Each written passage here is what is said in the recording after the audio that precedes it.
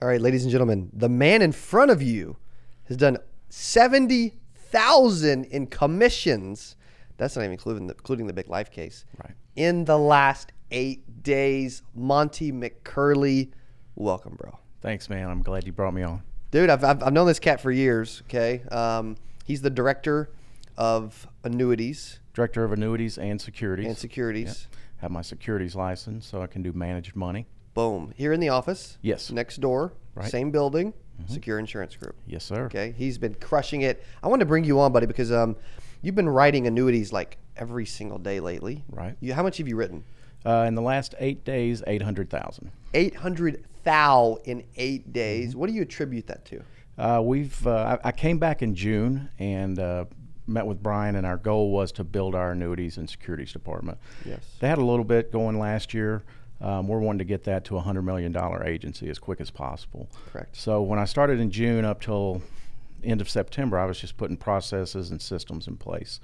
And the biggest thing we've done up to this point is our seminars. Yep. We do Social Security seminars. We've had our first one, and that's where most of this money has came from. Wow. But we had our first seminar at the end of September, first day of October. Okay. And now we're having those meetings and second meetings and getting that done.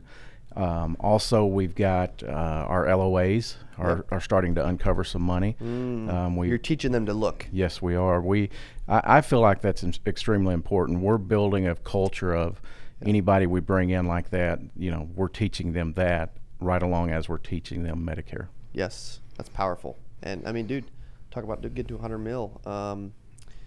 You just keep doing $1 million every 10 days, I'll be there in no time. Yeah, exactly. No big deal. My goal is to get our agents, other people to producing do at that to do level. 100 million. I'll do 20 or 30, and we'll be in good shape. Well, you got several people committing to do 5, 10, 15 mil a year, which is cool. Right. I've had 3 agents said they'll do 5 to 10 next year. Wow, that's awesome. Let's jump to the seminars, because you mentioned that's been the prospecting method to find the money. Up to this point, yes. Up to this point, as well as you've got so many people coming in the office. It's just we need to be asking, right? Yeah. And you're training the LOAs to ask. The LOAs, and then just in our book of business, we've got at least 3,000 Medicare clients right here in the office. Yes. So we're starting to identify those people. Awesome. We haven't even really dove into that yet. It's what's scary. So. Yeah, it's crazy. Okay, so you've had the seminars were early October. Just like 3 weeks ago? Well, the last week of September, the first Saturday of October. Okay. And So at the time we're recording this, October 21st, 3.5 weeks? Yeah. Ish. Wow. Why do you believe someone that's wanting to sell a lot more annuities, or you may be out there and you be like, dude, I'm maybe new to the business. I have no clue what we're talking about. Right. How do you spell annuity? I don't know. You have to ask Monty. Why should I sell them? Don't let this, most people, annuities overwhelms them. A lot of people are new to the business. They're struggling, or they want to get to your level one day. I want to talk through, does it have to be super complicated? I mean, is it rocket science to sell annuities? Not at all. And what we do with our agents is, I spend a lot of my days just studying annuities and talking to different representatives so I understand the annuities as well as possible. Yes. So we want to make it just as simple as can be.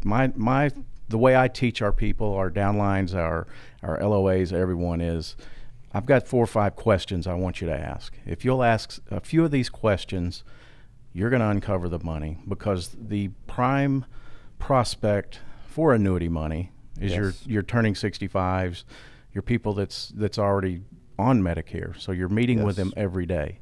So we teach them, and then I keep the process as simple as possible. I can run the illustrations. I like to teach them as we get a little deeper for them to run their own illustrations. That way they don't have to wait for me in case I'm running appointments. But from day one, all they have to do is call me and say, hey, I found $100,000, and we can do the rest. That's awesome. Yeah. And what's your favorite annuity question?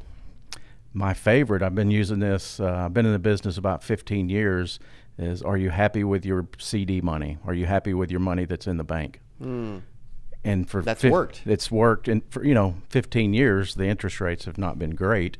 Yeah. So if they do have money in the bank, they're getting less than 1%. So if they have the money and they're honest with you, they're going to say, no, it's horrible. I wish I could do better. Yes. So it's really just the courage of asking. Yes.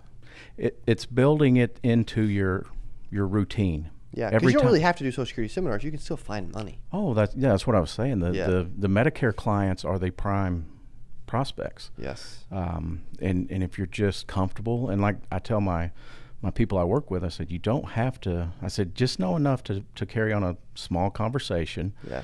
Bring me everything and I'll do the work. I'll zoom in and do appointments with them. That's awesome. Whatever it takes. I love that. Dude, this guy is he's fun to be around. Okay, he's always the life of the party. Yeah. Love having him in the office. Super. I mean, and you know what's funny is, did you think 15 years ago you'd be sitting here saying, dude, I did 800,000 in annuities, 70K in commissions in 8 days? No, I was running a PNC business 15 years ago with a large captive agency. Wow. Great company. I loved while I was there, yeah. But that was all I knew. So this kind of numbers, you know, I never thought that. Yeah. And I'll be honest with you, this kind of goes back to our friendship. I never thought as big as I've thought in the last 6 months. Wow. And our plans going forward till I met you and I hung out with you, and you just kept driving it in people's brains. You got to think big. I mean, I got so tired of hearing. No, I'm just kidding. But no, that's. Did you guys get tired of hearing it too? No, nobody did. But no, I mean, you know, I sat there and Brian and I have talked about our goals for next year, and just with what I do locally, not counting our agents that use us to write their business, but you know, between seminars, working on 65 and above people, yep. and premium finance, you know, my goal is to produce at least $2 million in income next year. Wow. For our agency. That's awesome. And I've done 300,000 or 400,000 or 500,000 before, and I thought it was just ridiculous that I was making that much money. Yeah. And what we're doing now, it's not even scratching the surface. Yeah, you're right. It's crazy. The amount of money in this business is ridiculous. It's just, you know, there's a roadway that's very, very achievable to making $1 million a year. Wow. You can be an average agent or below anymore and make 150. Yeah. So. Yeah, you're right. But that's not us. We don't. Yes. Your dad, no. Myself, Dallas, any of the guys over there. We don't come here just to do things halfway. That's right. We want to be the best in the business. Yeah. There's a lot of you guys watching. You're average, right? But you want to be unaverage. Tell me I'm wrong in comments. Okay. Yeah. And I wasn't like that until the last few years. 4 or 5 years ago, I went through something that just, you know, messed me up. I mean, I had 2 years. I was basically worthless. I was less than average. You know, just not necessarily struggling to pay my bills, but nothing like I'm doing now. Yeah. And I just came back, and I just put it in my mind. I've never been average at anything. Yes. When I was at the captive agency, I was the number 2 agent in the entire company for rookie agents, and that's over 1,500 agents, and I was in a town of 2,000. So that 2 or 3 year span just killed me. I mean, I think it drove me to depression. Yeah. And I just finally had to slap myself and say, look, you're better than that. You can be the best in the business. Yes. Just go do it. Yes. One of the biggest things, and what I attribute it to, is coming here every day to this office. Because nobody here, like I said, nobody walks in this door that's not ready to go. Yeah. And it's like fun, man. I love it. You know, I had one other job before this that I woke up every day and couldn't wait to get to the office. And that was when I was coaching college basketball. Yes. I'd love to do that, but you can't make any money. So yeah, the way I was doing it. Unless you're Coach K or Rick Pitino or whoever Kentucky's coach. Right. So I wake up and I can't wait to get here. We have a blast. One of the biggest things I love to do. We all do this because we like to make money, and we use it for our charities or to help other people. But one of the biggest things I enjoy in this business and the role that I have is being able to help others, train others, and show them, you know, that they can be better. Yes. My parents married when they were 16. Neither one graduated high school. Wow. But they had enough sense and enough smarts to say, you've got to go to college. You've got to. And that's S-E-N-S-E, not C-E-N-T-S. That's right. That's right. That's right.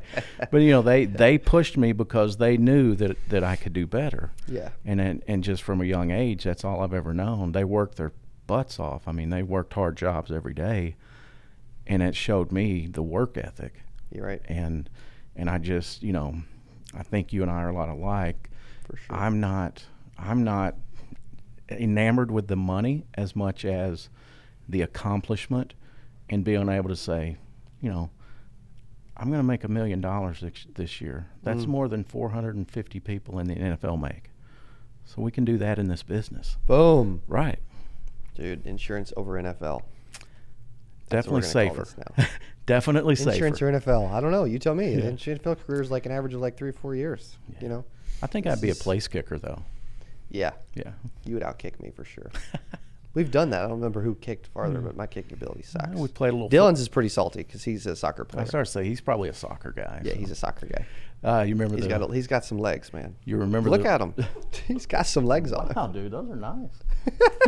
You remember when we were playing football down in the parking lot at Cowboy Stadium? Yes. It was just, you know, just a little game out, obviously on asphalt, so it wasn't comfortable, but just all of us guys from the office, and it was so competitive. You know, there was almost a fight before it's over. Almost tackle each other on asphalt. We're playing touch football, and Brian's out here. He's got his bad knee, and we're trying to tackle him to the ground. And shoulder. Yeah, and lots of things. So. But that's. And you got Dallas with his just bolt of lightning speed. You know? Yeah, Dallas would he would make a great coach, maybe not a position player. What about it? You think he could even make it as a kicker or not? Probably not. Yeah, he looks kind of like Rodrigo Blankenship, you know, the guy with the little horn rim glasses. Yeah. Sebastian Janikowski. There you go. That guy kicked till he was like 50. True. Gosh, that's awesome. You can tell we have fun here, dude, because this is one of the funnest episodes I've done. This is great. I'm going to break up the fun and shift back to something you said earlier because I want some of these agents to hear this. And I'm curious, asking you guys listening, like who's been through some tough times in your life or is currently going through those. Right. How do they, because you talked about going through a rough patch. Yeah. How does someone go from that to this and how do they work themselves out of it? Like what's important? What's some steps? What should they think? Right. What's the day-to-day, you know? So the most important thing with me, and I went through a divorce and it was tough. You know, nobody wants to go through that. I felt like a failure, you know, because I didn't make that work. Yes. The most important thing to me was getting back to my family. I'm a huge family guy. That's, you know, we have one of the closest families I know, as you do. My family is just like yours at Sunday dinners and everything. Yes. So the most important thing was getting back to my family and my support system. Good. I moved back home. And not in the house with my parents, but close. Yeah. But so I moved home. Not far away though. Not far away. I moved home and I was around them, my brother, my friends from days gone by. Yep. And I started healing a little bit. And then That's awesome. It would have been so easy because one of the things where I come from down in Arkansas, there's not a lot of ambition there. I mean, the people graduate high school, they never move away. You know, they have nice jobs making, you know, decent money, but so I could have let myself do that, but you know, I think you got to dig deep in your soul, and it's on you. I mean, you couldn't call me and say, hey, you know, quit being a dumb butt, get out of this funk and get to work. It wouldn't have worked. No. I had to tell myself, you know, it's time that you quit pouting and being depressed and, you know, those type things. And I just had to do it myself with the support of my, you know, my family. Yes. I spent part of that time up here with you guys, and it helped. We were talking earlier, you know, I've been here a couple of different occasions, but it wasn't the right fit. Correct. I did the property and casualty, which I really got out of that for a reason back when I did. Yep. But I just knew that being here and being a part of this, whatever it was going to be huge. I mean, now the property and casualty division is great. Yeah, it's doing good. But that wasn't for me. No. This is, you know, I'm doing what I love now. And so you guys helped me get out of that funk. Yes. And it's just, you know, you've just got to be, you got to be a strong person. Yeah. You know, I still have days right now where I may wake up and be like, man, I don't have it today. I went through that literally a month and a half ago. I had some nice appointments, and you know, to me, being the advisor and knowing what I know, it's like, these are no-brainers. I'm just going to walk in and sign the contracts, and we're going to be done. I had 2 really nice appointments, didn't close either one. And it, you know, it'll get to your it'll make you wonder. You think you lost those? I don't think I did. Anytime I have an appointment, I reflect. Yep. When I get done, I go back and, especially if I don't close it, I'm like, Absolutely. man, what did I do wrong? So in my reflection, I don't know. And at our agency, we're not pushy. We educate and then make sure they know as much as they can. Yes. And we don't push anything. We don't Hardcore push closing. That's right. Your side over here may be a little bit more like that. But I look back and I don't know what it was, honestly. I couldn't figure it out. And I talked to Matt, and I was down. 2 appointments. Yeah. I was down for a few days. He's like, dude, that's going to happen. And it does in this business. I mean, if you can't handle no in this business, you're in trouble. No doubt. I think one thing that you said that's cool is it was you found the right place. Yes. The right position on the team. Right. Exactly. Yeah. On a good team, right? Like, you're not having to play for the Cleveland Browns, who That's are right. okay now. Definitely playing for the Cowboys. You're getting to play for the Dallas Cowboys, That's right? It's kind of, there's levels to this. A lot of people start out, they're playing with the, maybe the Raiders, and then the Browns, and then the Steelers, and then the Chiefs, and then the Patriots, and then they eventually, actually start playing for a real NFL team like the Cowboys. Yeah, you get to the top of the mountain there. Dylan's laughing. He's a big Chiefs fan. Yeah. This year they've probably... He's never going to put this episode out. He's going to edit the crap out of this one. This year the Chiefs have actually dropped down. They're probably Brown level, maybe. Yeah. I mean, maybe a little worse. Yeah. It's close. Close. Yeah. In what you're saying, yeah. He's hooking up a mic. He's jumping in. Mute that mic, please. So, but it's. I don't care if it's me doing what I'm doing now. Yeah. If you're on the wrong team, it doesn't matter if you're the best salesperson, you're the best accountant, whatever you're doing. 100%. If you're not on the right team, you're not going to be. You're never going to reach your full potential. No. You got to, and we talk about this. You got to enjoy the position you're playing. Yeah, and that's where I'm at now. Is I've always loved educating people. I was in public education and coaching for years. You always lit up when you used to talk about money in general, like with helping people with their money before at your agency. Right, and that's been huge with me. I've delivered several death checks. Yep. But I put those in place for a reason, and when it happened, there's no better feeling than that. That's right. But the team is huge, and then getting your correct role on that team. And this, I feel like this is just, when Brian called me and we were talking about this, I was like, I'm going to get up there and something, there's going to be an if or a but or something. Yeah. But it's the perfect position for me with a wonderful team. And what I love about it is your dad he just said, here, this is yours. You build it and you do it and you take care of it. I'm sure he's looking over your shoulder all day. Yeah. Well, he is, because his office is right next to mine and we have a window in between. So that's true. He's literally looking over my shoulder. He does he does let people do their thing though, which is really cool.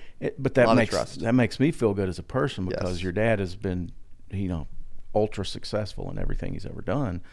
And for him, this is one of the last parts of our organization that's not, it's not up where Medicare is in life.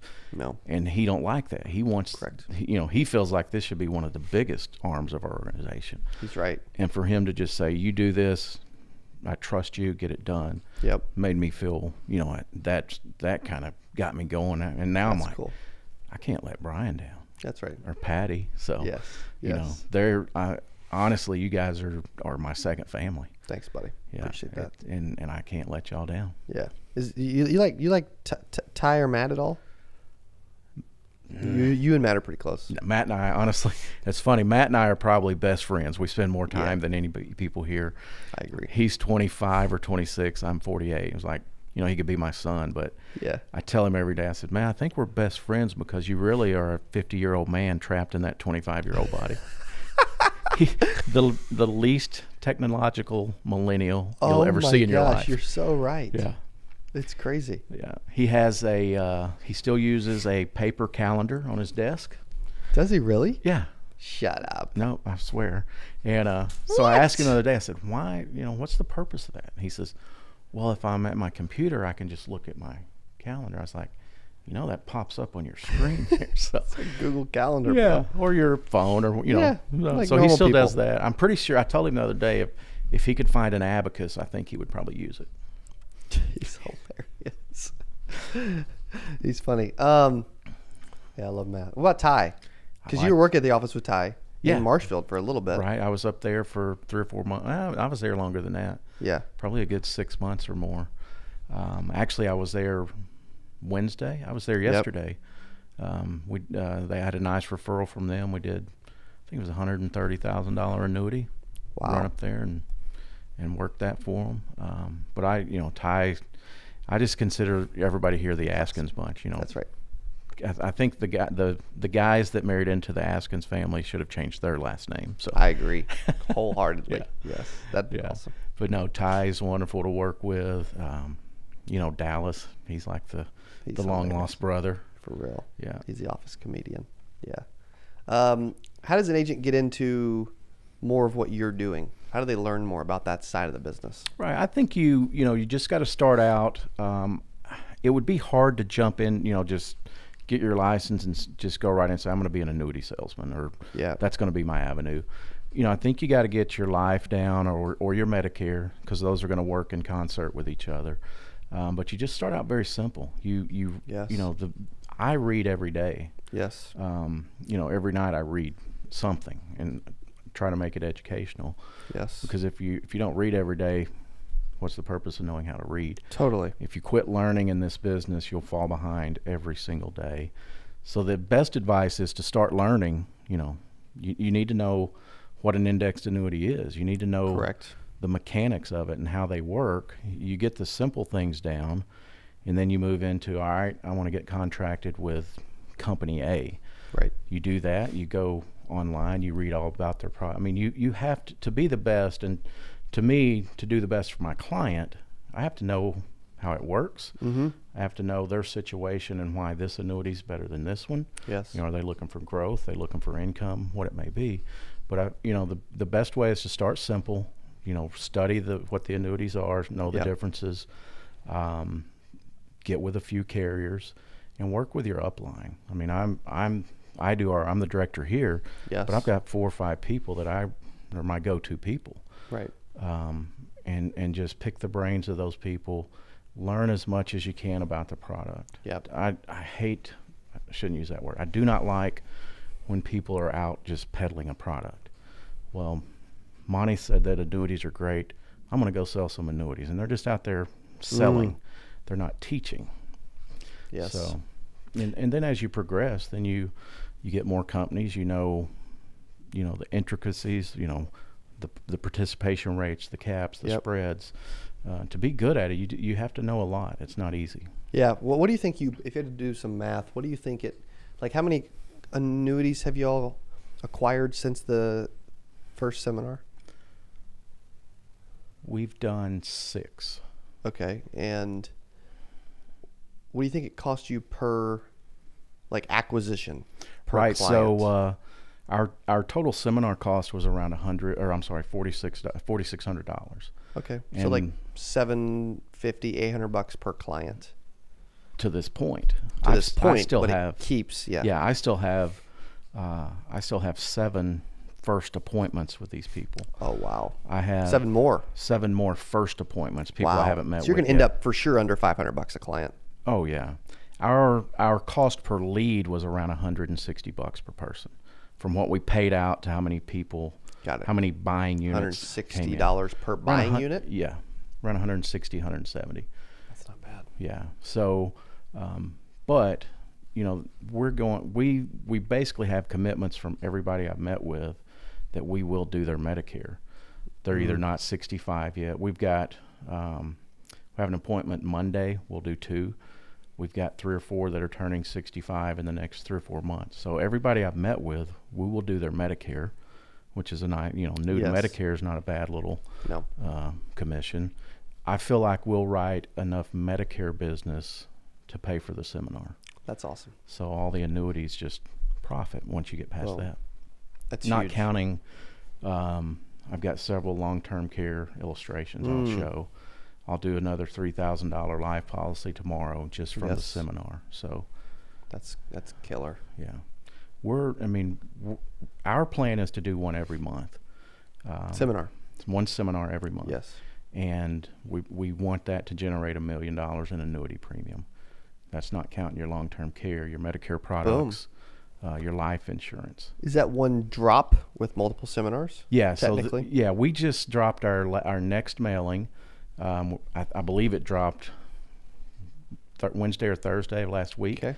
Because I started getting reservations today. Nice. So we mailed out 7,500 pieces of mail, cost around $4,600, and we have 3 nights of Social Security seminar.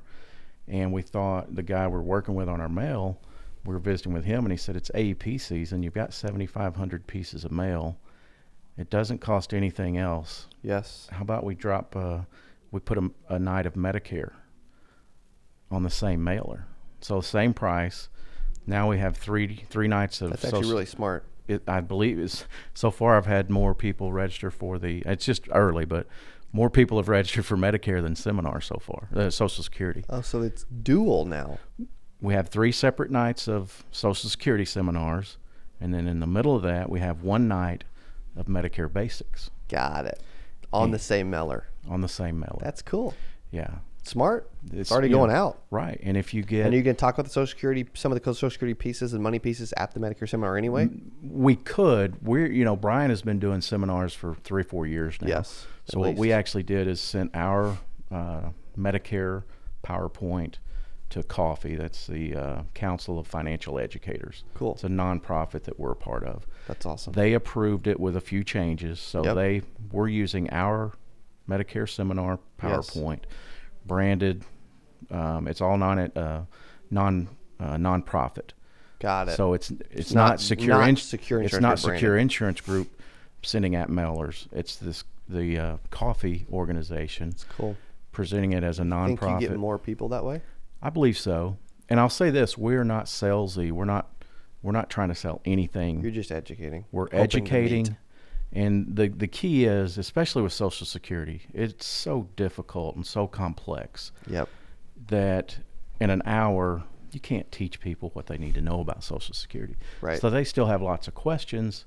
We bring them in for the consultation. Smart. Because we're talking about optimizing their retirement, and to optimize it, we got to know what your Social Security is going to be, what your other assets, your retirement plans. Yes. Put all that together and optimize it to give them the maximum amount of income for the rest of their life. How many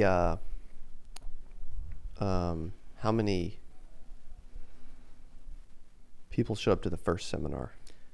The first group or the very first day? First group. The first group, we had 66 RSVPs. That's 66 separate people. Got it. But we had 40 buying units. And how many of those units, percentage-wise, book or at least show interest in a consultation? So on a Saturday of our seminars, it was just bad weather, raining real hard.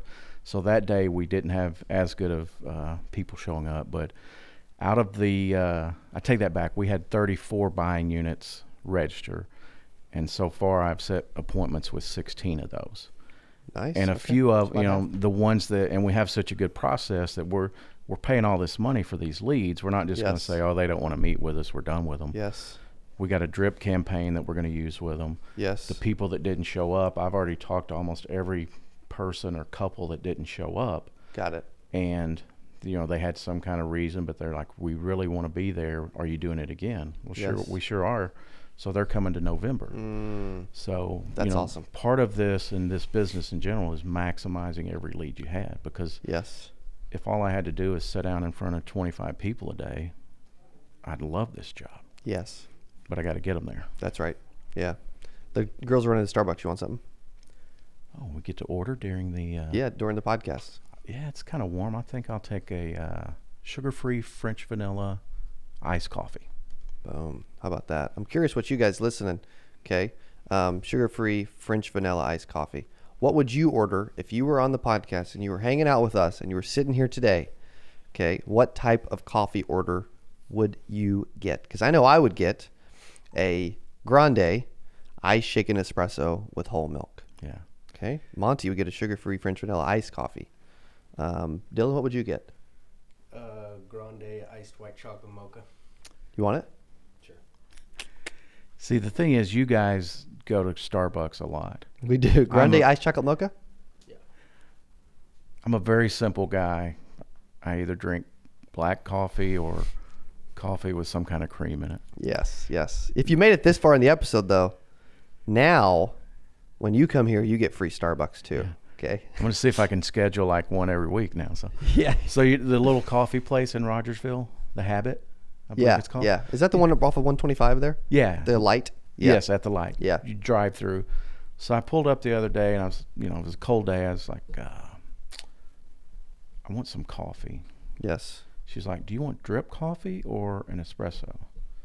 It's like, ma'am, I know what drip coffee is. Could you tell me what an espresso is? No, I ordered the espresso. So that should probably be somebody you talk to about bringing into the organization. Yes. Good service, upsell. They need to be out front every morning. That's right. For sure. That's right. I think we'll eventually have our own food truck for pizza and coffee. Yeah. I mean, we'll probably just do pizza at lunch and coffee in the morning, but well, when we coffee in the afternoon again, clearly, because right now it's funny, we're ordering. It's 3:37 Central Time. I try to quit drinking coffee by 6. Yeah. You get my age, you got to be careful with that caffeine. That's true. You're almost 50. Yeah. Yeah. Well, dude, this has been fun, man. I loved it, dude. You like this? I do. It's funny. Before I came up here and was around you. Yeah. No videos. What? I did some basketball games on the radio, which is nothing like this. That's cool, though. But we put out content every week. Yeah. Matt and Dallas and I. Yes. And we're educating our agents. We're trying to give them different concepts. We try to give them a concept every week that they could go and do the next day. Exactly. So I never would have dreamed this. I'm putting out video content daily. That's awesome. I'm on a podcast with That's right. the most important, the most impressive man in the insurance industry. I don't know about all that, but thank you. That's cool, buddy. Yeah. Boom. Well, good, dude. Appreciate you being on this. Okay, how good was Monty? Let us know below, right? 70,000 in commissions in 8 days. If he can do it, guess what? You can too. That's right. Okay, I almost forgot. Okay, I'm also curious if they want to reach out and have questions about doing what you're doing. What emails should they? Yeah, it's Monty MONTY .McCurley MCCURLEY @secureig.com. That's right. And then our office number here is 417-883-9300. Boom. And just reach out with any questions if you want to know what we're doing to make this successful. Sure. I have so many more stories about our downlines and our agents just right in business. So yes. Reach out. I'll do everything I can to help make you successful, and I look forward to visiting with you guys. Boom. I love it. Okay, I'm telling you guys, 70K in commissions in 8 days. If this dude can do it, so can you. See you next time. If you love this video, you know I got another one that you're going to love. I got a video just to your right here. Click on that. It's going to be amazing. You're going to love it, and I'll see you in there. Yeah, my exact thing is if you're not running 30 appointments a week. Yeah, you don't relate to a dollar part-time. amount. You relate it Appointments. to appointments, yes. Yeah, and the same thing. Again, I did this.